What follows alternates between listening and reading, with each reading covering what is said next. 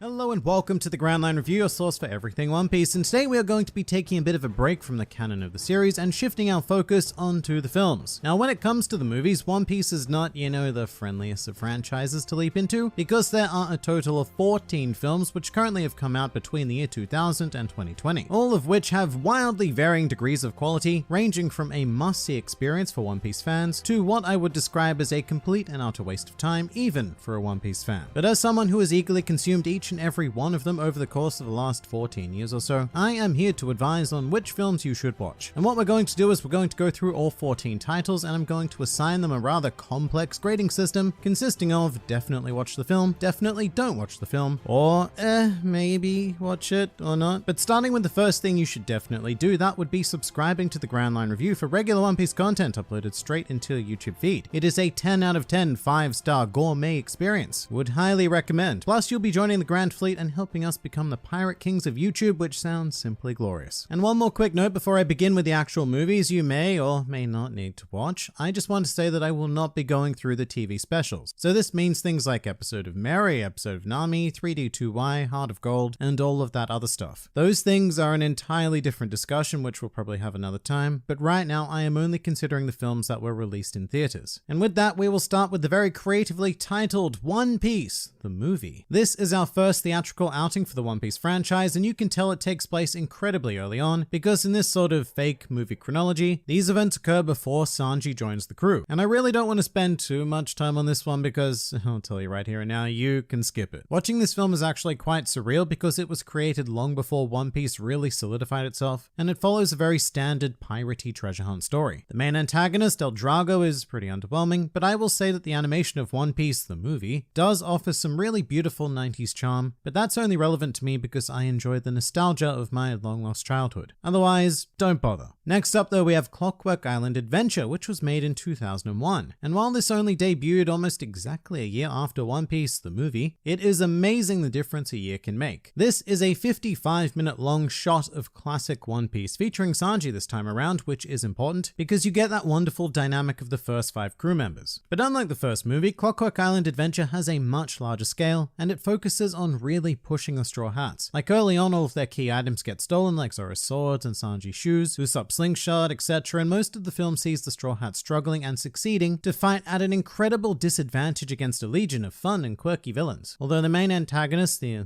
Bear King, is a bit meh, that's okay though because the rest of his crew makes up for that. And the fights themselves, rather shockingly for something that was made almost 20 years ago, are quite possibly some of the best in the series in terms of art and animation. But this is one you should definitely watch. It's fun, it's short, it's competent, and it's One Piece. Which is a lot more than I can say for movie number 3, Chopper's Kingdom on the Island of Strange Animals. Look, just don't do it. This is, in my opinion, the worst film in the entire series. The villain sucks, the child sucks, the premise is meh, although I will say it's probably worth looking up Zoro and Sanji's fights. They are the only, and I mean the only, redeeming factor of movie 3, because Zoro ends up facing off against a kick specialist, and Sanji fights a swordsman. So it's a nice flip on One Piece standards, which we really don't get too much in the canon itself. So yeah, look those up on YouTube and just completely abandon the idea of watching movie 3. It's 56 minutes long, but it feels so much longer. Moving on, we have movie 4 being Dead End Adventure, which is the first full-length feature being 95 minutes long, and this is a definite must-watch if only for the premise. Basically, the idea is that in an attempt to make some good old money, the Straw Hats enter a pirate race against a whole horde of other crews, including our main antagonist, Gasparde, a former Marine Vice Admiral, who is the first main villain in one of these films to really make me feel like the Straw Hats are definitely in over their heads. He has a terrifyingly commanding presence along with a candy syrup Logia fruit, and his fight against Luffy is well worth it. In addition, this film also features the first truly interesting side characters, one of which would be Shiraya, who in retrospect seems like the love child of Ace and Trafalgar Law. He has that cool guy vibe about him, but with some hard-hitting tragedy. But probably my favorite aspect about Dead End Adventure is that it's a story that takes place almost entirely at sea, which is one of those things where, for a pirate-based manga, that doesn't happen all that often in One Piece. So it's quite a rare experience, definitely recommended. Now continuing on the train of terrible odd-numbered One Piece films, I now give you One Piece Movie 5, The Cursed Holy Sword. Now initially this was the film I was most excited to see because it focuses on Zoro. This is his story where he has to confront and defeat a childhood friend, and as a proud Zoro fanboy, I was all on board with this idea. Or at least I was all on board with it until I saw it. And I'm not saying that this is impossible to do, but this movie made clear to me that Zoro is just not meant to be the primary protagonist. He's too quiet, he's very difficult to identify with, and he works best in support to someone like Luffy. Even if he had the greatest of stories to work with, it would be hard to pull off, and the Cursed Holy Sword is a terrible story. So it's a profoundly awful combination. A lot of which boils down to the fact that magic is heavily utilized, which is not something that One Piece even comes close to delving into. Like, we're talking hard magic here, orbs and moons and swords that absorb blood and hatred. It's not what One Piece is, and sadly it's not even a solid fantasy film either. It sounds tempting, but just stay well away from this one. Now for movie 6 we have Baron Omatsuri and the Secret Island, and this is probably the most infamous One Piece film, and one thing you will consistently hear as to why this is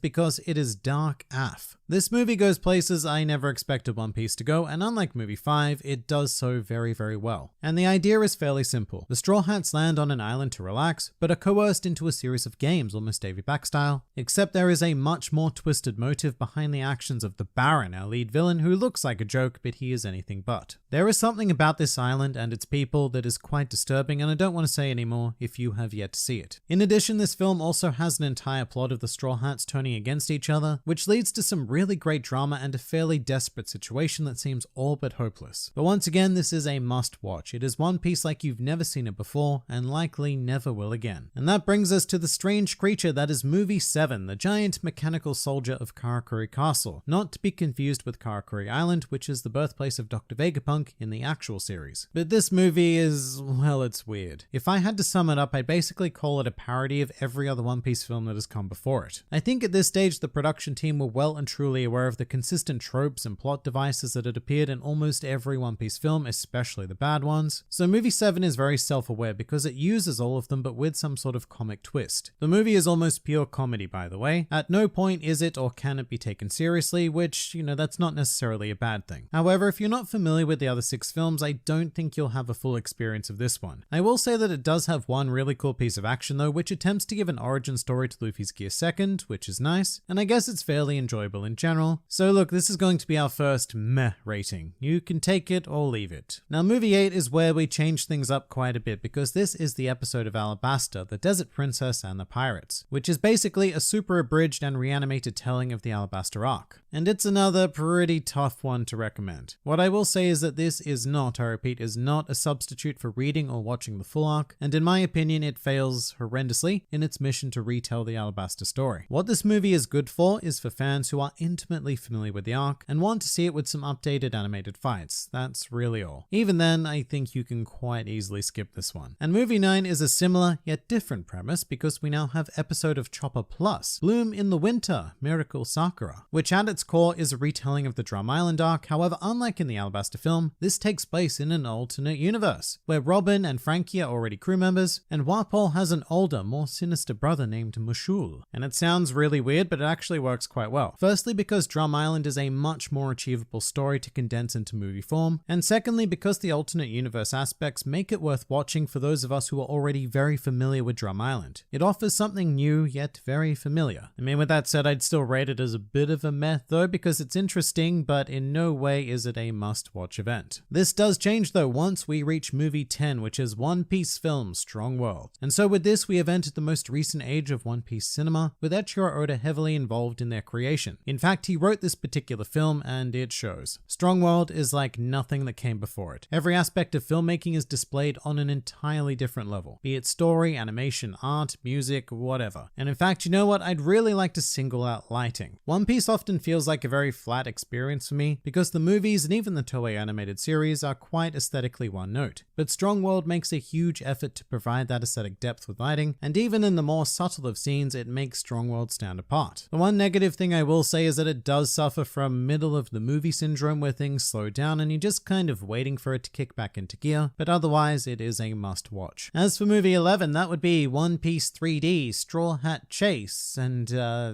don't bother. It's a 3D CGI meh fest that's only here by technicality because it was released in cinemas paired up as a double feature with Toriko's 3D film. The full thing is also really painful to find, and it's just not worth the time. Not worth the time to find and not worth the time to talk about, so we're moving on to movie 12, which is One Piece Film Z.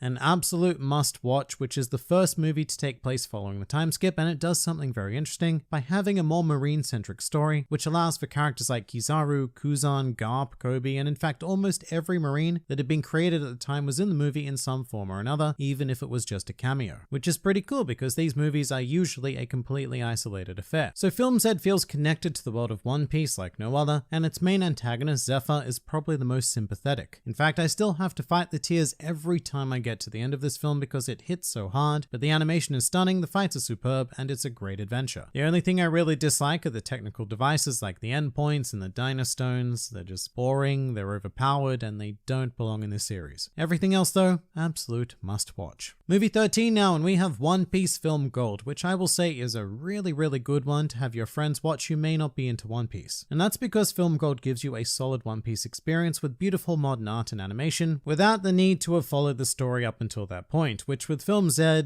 you definitely needed to know what was going on in the One Piece world. Gold is just plain fun though. It's a heist film with a strong casino aesthetic, a ton of interesting villains, and I must say it holds a special place for me because it was the first One Piece film I saw in cinemas. It's definitely not perfect, but it does everything it needs to do, so it's a must watch. And finally, we have the most recent film, One Piece Stampede, and this, confusingly enough, is either a must watch or a do not watch under any circumstances. And that's because Stampede is what we would call an all-star film, which say Avengers Infinity War and Endgame, they could be called all-star films, although they're done much better, and with like 20 other movies of setup that Stampede did not have. Stampede takes an extraordinary amount of canon characters and throws them together in a single setting, being the Pirates Festival, which is concocted by a former member of the Roger Pirates for the very boring motive of fighting and killing the world's most powerful people, who, just as a side note, most of the world's most powerful people don't even show up. But anyway, One Piece Stampede is action porn, plain and simple. Most of the movie is fighting, like an extraordinary amount. I'd say 70, maybe even 80% of it is just fighting, and that can be exciting, but do not expect a story, do not expect a memorable main antagonist, certainly do not expect a memorable secondary antagonist, and finally, do not expect a satisfying ending to all of the madness that was created. However, I would very much recommend watching Stampede with a group of friends. I was lucky enough to see the Australian premiere of it with like 700 other people in a theater, and it was one of the greatest experiences I've had with this series. And that was all because of the people around me cheering when new characters appeared or fought. But you will not get that alone. Stampede is not a film, I would call it an event. Something to be experienced, but you're better off not treating it as a movie, and definitely do not try to show this to someone as their very first experience of One Piece. And that pretty much does it for the One Piece films you should and should not watch. But what do you guys think? Please do leave your thoughts in the comments below or even join my Discord server. And if you'd like to see more videos like this, then please do go and check out some of my other content or even subscribe to the channel for more glorious One Piece business uploaded straight into your YouTube feed. But for now, this has been the Grand Line Review, and I'll see you next time.